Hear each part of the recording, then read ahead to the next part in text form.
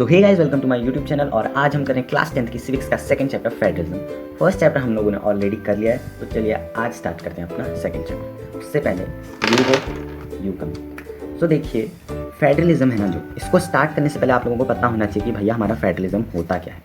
अब सिंपल मैं इसकी डेफिनेशन बोलूँ तो फेडरलिज्म क्या होता है? Federalism is a system of government. क्या होता है? Federalism is a system of government, system of government where power is divided between, जहाँ पावर डिवाइड होती है, where power is divided between central authority and various constituent units. अब मैं इसको थोड़ा एक्सप्लेन कर देता हूँ आपको। सिंपल सा एक्सप्लेनेशन है। देखिए, ये समझिए आप हमारी कंट्री के हेड हैं, ये होगी हमारी सेंट्रल अथॉरिटी। अब ये डिवाइडेड है वेरियस कॉन्स्टिट्यूएंट यूनिट्स, मतलब ये नीचे डिवीज़न है। अब ये हो गए हमारे मोदी जी जो है हमारे पीएम, ये हमारे सेंट्रल अथॉरिटी के हेड हैं, और ये हैं अलग अलग स्टेट्स जिनके हेड होते हैं सीएम। तो वही है जहाँ पावर डिवाइड होती है एक सेंट्रल अथॉरिटी में और वेरियस कॉन्स्टिट्यूएंट यूनिट्स में, उसी को बोलते हैं federalism system of government. Federalism topic clear हो जाने के बाद हमें एनकाउंटर करना पड़ेगा अगला टॉपिक, जिसका नाम होगा की फीचर्स ऑफ फेडरलिज्म। मतलब फेडरलिज्म के फीचर्स क्या हैं। हर चीज़ का फीचर होता है, वैसे इस फेडरलिज्म के भी कुछ फीचर्स होते हैं। तो देखिए, मैं आपको 7 पॉइंट्स बताऊंगा, इनमें से आप अपने मार्क्स के अकॉर्डिंग जितने मार्क्स का क्वेश्चन होगा उतना पॉइंट लिख देना। तो चलिए अब हम इसके स्टार्ट करते हैं की फीचर्स को। तो देखो, पहला पॉइंट है ना जो अपना, वो क्या है? देयर आर 2 और मोर लेवल्स ऑफ गवर्नमेंट। मतलब समझ रहे हो, ये गवर्नमेंट है हमारी, इस गवर्नमेंट के 2 लेवल या उससे ज़्यादा होने ही होने हैं, कंपल्सन है अगर हमें फेडरलिज्म सिस्टम बनाना है। जैसे मतलब अपने पीएम मोदी जी और नीचे अपने स्टेट, 2 लेवल है ना, तो अपनी कंट्री फेडरल कंट्री। पहला पॉइंट क्लियर हो गया। सेकंड है, different level of government rule the same set of people but each one is responsible for its own area of decisions jurisdiction in the specific matters of legislation, taxation and administration. तो भैया अपना जो second point है वो क्या है? देखो, मतलब अब हम लोग हैं जो हम हैं तो इंडिया की पॉपुलेशन, अब इंडिया के नीचे हम हैं दिल्ली के, हाँ इंडिया के नीचे हम हो गए दिल्ली वाले। तो हैं हम लोग सेम सेट ऑफ पीपल, लेकिन हमें रूल अलग अलग टाइम पर अलग अलग लोग कर रहे हैं। अगर हम सेंट्रल लेवल पर देखें तो हम पीएम रूल कर रहे हैं हम पे, लेकिन हम अगर दिल्ली के पर्टिकुलर दिल्ली के लेवल के देखें तो अपने सीएम हम पर रूल कर रहे हैं। और उन्हीं के हिसाब से अलग अलग हमें अलग अलग मैटर्स जैसे लेजिस्लेशन, टैक्सेशन और एडमिनिस्ट्रेशन हमारी डेली लाइफ के उनमें इस तरह से इन लोगों का पर्टिकुलर वो होता है, इम्पैक्ट पड़ता है हम पे, इन लोगों का पर्टिकुलर इम्पैक्ट पड़ता है। ठीक है, आई होप सेकंड पॉइंट भी समझ आ गया होगा। अब हम पढ़ते हैं थर्ड पॉइंट पे। थर्ड पॉइंट तो बहुत ईजी है। The jurisdictions of the respective levels और the tiers of the government are specified in the constitution. मतलब किस लेवल का क्या, मतलब ये सेंट्रल है, ये स्टेट है अपना, ये कोई इससे नीचे लोकल लेवल है, तो इन तीनों का जुरिस्डिक्शन कॉन्स्टिट्यूशन में अच्छे से स्पेसिफाइड है। कोई मतलब इसमें ये नहीं है कि जब इसकी मर्जी होगी तो ये इस पर कोई भी रूल ले आएगा, जब अपने स्टेट की मर्जी होगी तो लोकल पर कोई भी रूल ले आएगा। ये कॉन्स्टिट्यूशन में मैंशन है पहले से। ठीक है, किसके पास कितनी पावर है ये होता है।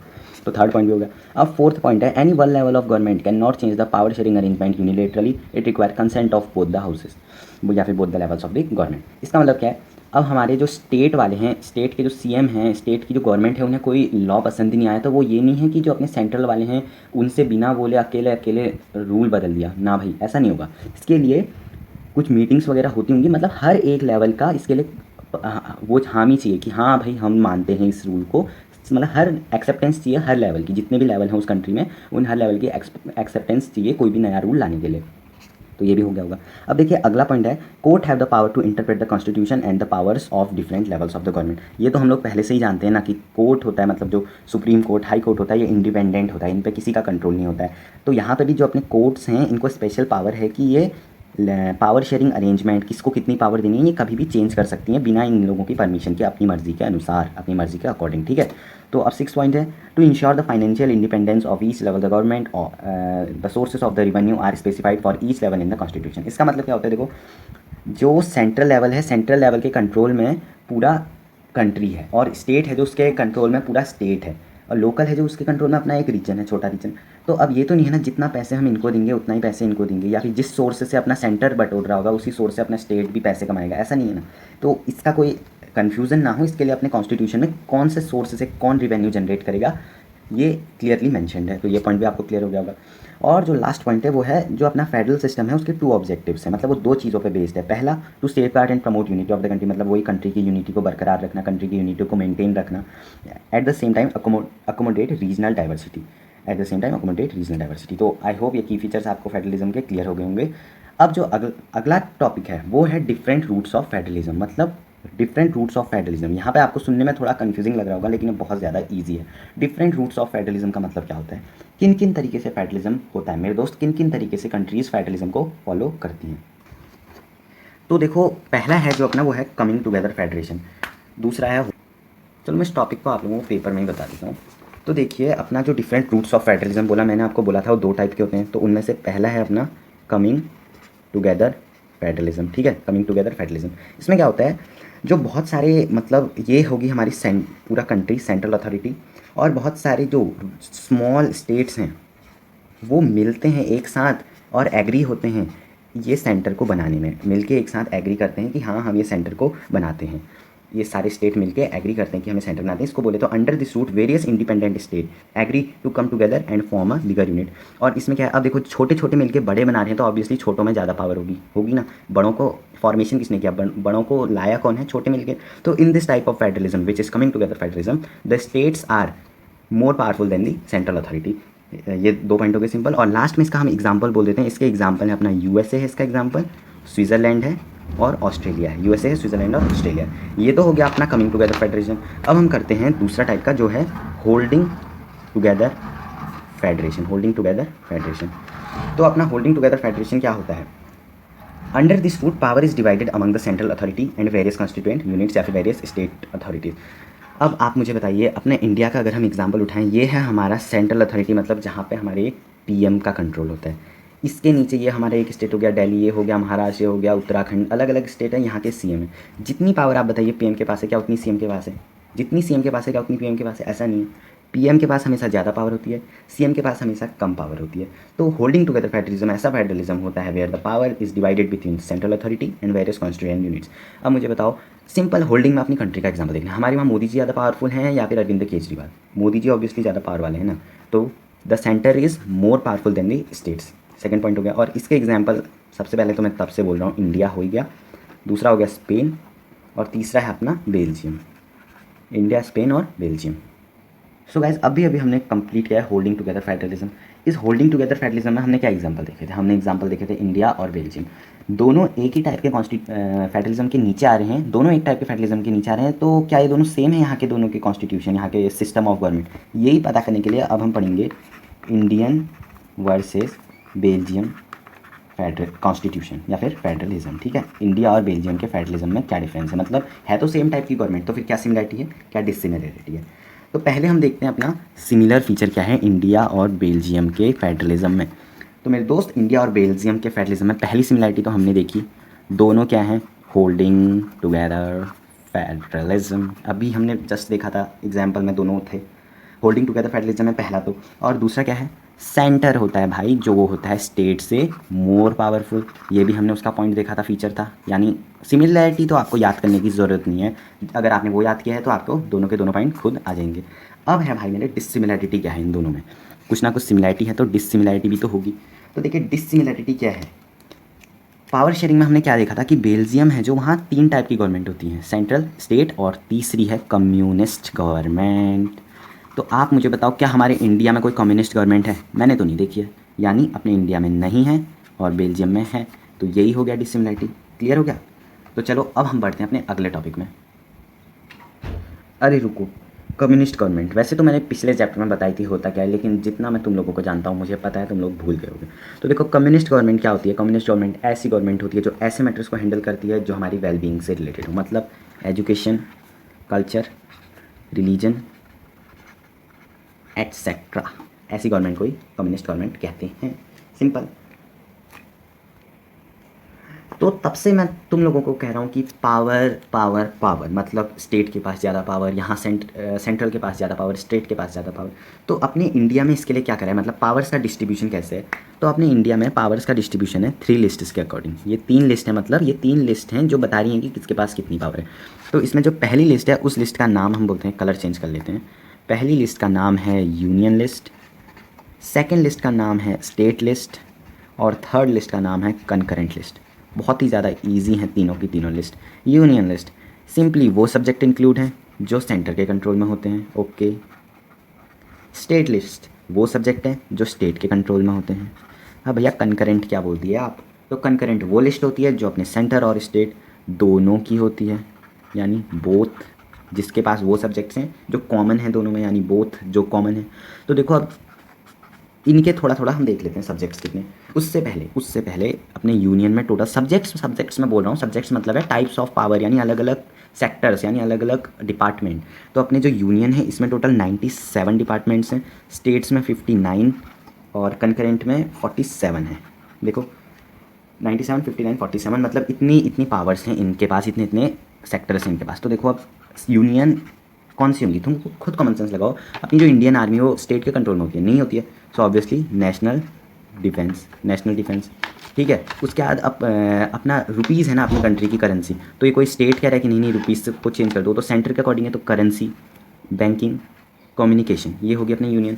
स्टेट की क्या हो जाएगी, पुलिस, लॉ एंड ऑर्डर, अलग अलग स्टेट्स के अलग होते हैं ना, और ट्रेड, डोमेस्टिक ट्रेड और एग्रीकल्चर, ये होता है, ये अलग अलग बोलते हैं कि यहाँ के फार्मर्स हैप्पी हैं, यहाँ के नहीं हैं। और कनकरेंट मतलब जो दोनों के हैं, दोनों में है कनकरेंट, क्या हो सकते हैं दोनों के कनकरेंट।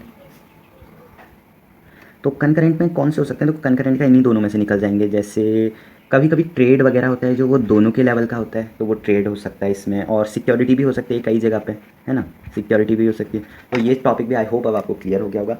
अब भाई एक इसी से कनेक्टेड एक और टॉपिक आ जाता है, वो भी बहुत ज़्यादा ईजी है। तो मुझे आप बताओ, अगर मैं यहाँ पे लिख दूँ रेसिडुअरी सब्जेक्ट्स, ठीक है, आपको पता नहीं होगा क्या होता है। तो मैंने आपको बताया ना सब्जेक्ट्स बोलते हैं, ये सब सब्जेक्ट्स हैं। तो रेसिडुअरी सब्जेक्ट्स ऐसे सब्जेक्ट्स होते हैं, यानी ऐसे डिपार्टमेंट्स होते हैं, ऐसे जो इन तीनों में से किसी भी एक भी कैटेगरी में फॉल नहीं करते हैं, जो ना ही neither in the union nor in the state nor in the concurrent list, किसी में भी फॉल नहीं होते हैं, वो होते हैं अपने रेसिडुअरी सब्जेक्ट। उसके बाद आपको एनकाउंटर करना पड़ सकता है एक और टॉपिक जो है व्हाट इज़ यूनिटरी गवर्नमेंट। तो भैया नाम ही बता दे रहा है, यूनी मतलब one. Unitary government is a type of government where there is only one level of the government, ठीक है। और मतलब ऐसी गवर्नमेंट जहाँ पे सिर्फ और सिर्फ एक ही लेवल होता है गवर्नमेंट का, भैया ओनली वन लेवल। ये हमने अभी चैप्टर का एक बहुत इंपॉर्टेंट हिस्सा कर दिया है पूरा।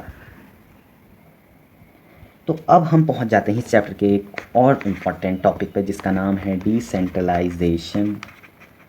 अभी आपको नहीं पता होगा, लेकिन बहुत जल्द आपको पता चल जाएगा क्या होता है, क्योंकि मैं आपको बताने वाला हूँ।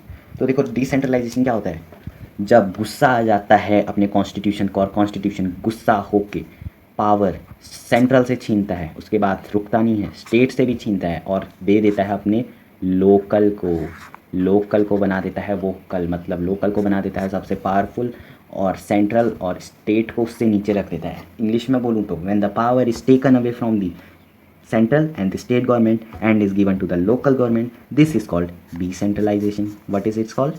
Decentralization मतलब power has been decentralized, power को क्या कर लिया गया है, पावर को डिसेंट्रलाइज्ड कर लिया गया है। कहाँ से, power has been decentralized to the local government from central and the state government. अब भाई तुम मुझे बताओ अचानक से ऐसा क्या हो जाएगा कि पावर को हम डिसेंट्रलाइज कर देंगे, मतलब पावर को हम लोकल को दे देंगे।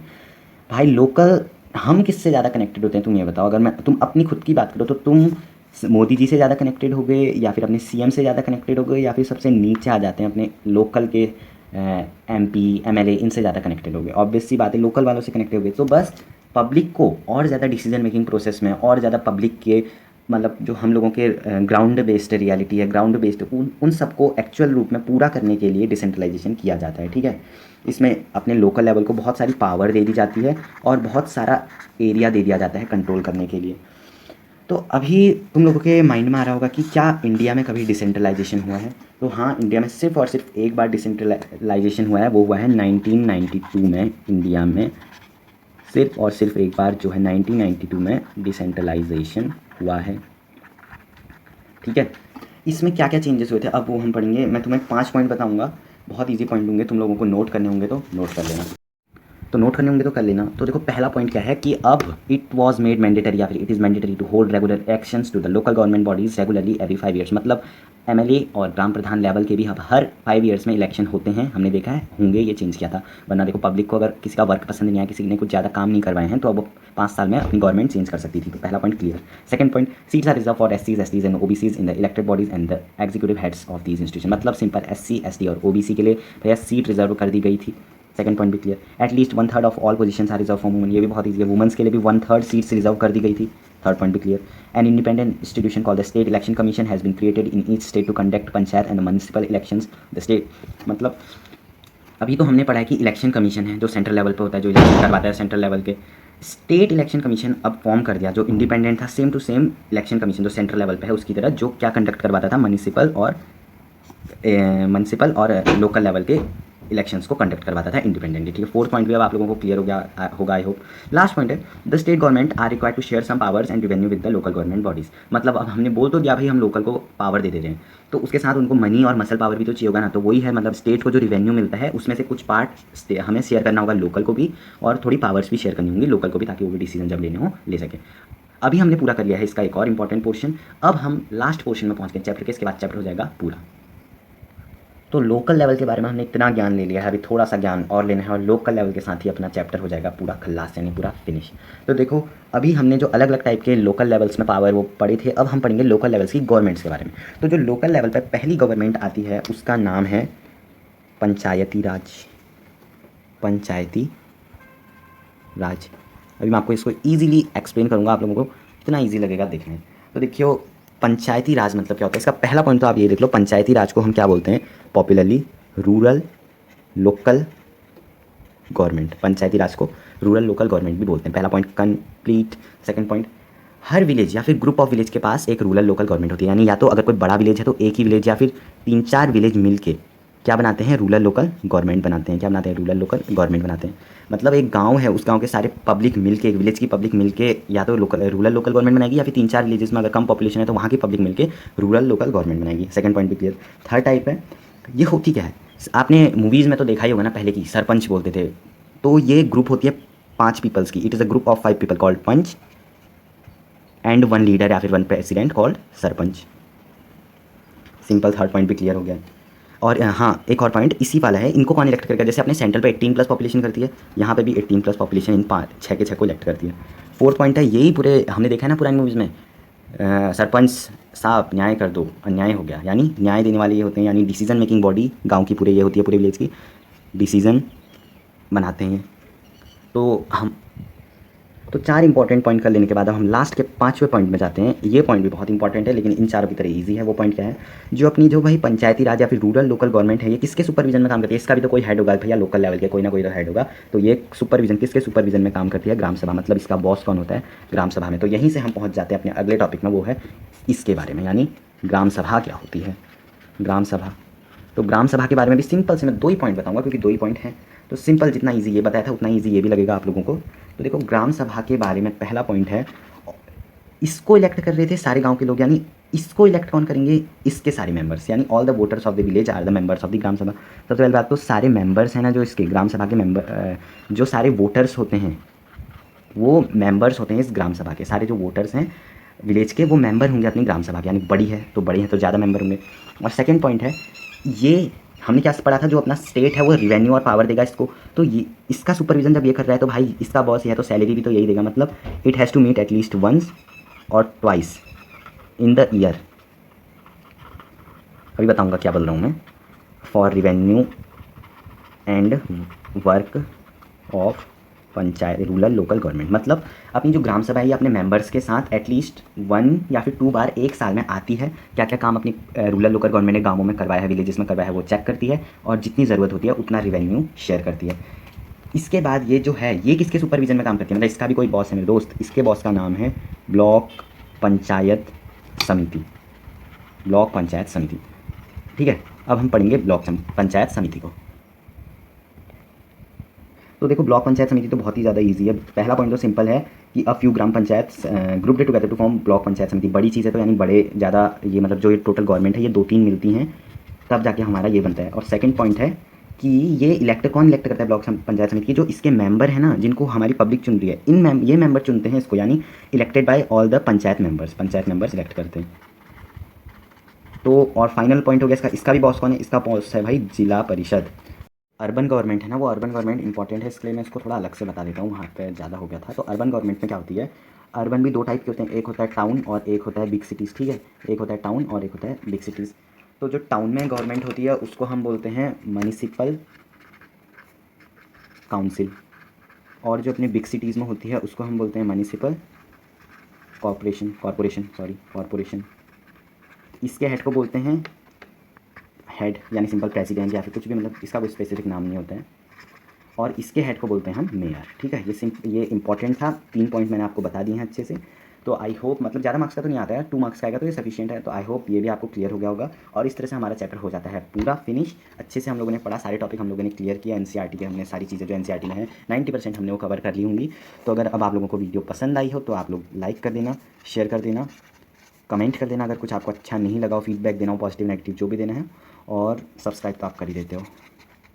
और हाँ, एक बात और, इसके मैं अच्छे से नोट्स, जहाँ से मैं आप लोगों को की फीचर्स बता रहा था बीच में बताए थे, वाले नोट्स मैं आप लोगों को लिंक डिस्क्रिप्शन पे दे दूँगा उन नोट्स तक पहुँचने की। ठीक है, तो चलिए मिलते हैं अगली वीडियो में, तब तक के लिए बाय बाय।